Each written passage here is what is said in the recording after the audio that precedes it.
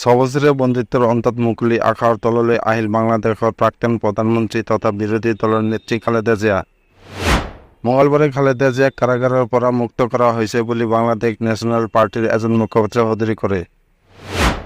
আৱামী লীগৰ শেখ হাছিনাৰ পদত্যাগ আৰু তেওঁৰ দলৰ বিৰুদ্ধে ব্যাপক হিংসাৰ মাজতে দেশ ত্যাগ কৰাৰ মাত্ৰ এদিন পাছতে বেগম খালেদা জিয়াৰ মুক্তি বিশেষ তাৎপৰ্য বহন কৰিছে। বাংলাদেশৰ প্ৰথমগৰাকী মহিলা প্ৰধানমন্ত্ৰী খালেদা জিয়া 2018 চনত বিভিন্ন দুৰ্নীতিৰ গোচৰত 17 বছৰৰ কাৰাদণ্ডৰে দণ্ডিত হৈছিল।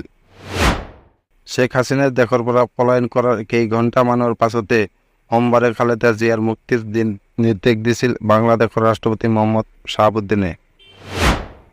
খালেদা জিয়াৰ মুক্তিৰ লগে লগে বাংলাদেশৰ ৰাষ্ট্ৰপতি মহম্মদ শ্বাহাবুদ্দিনে সংসদ ভংগ কৰে।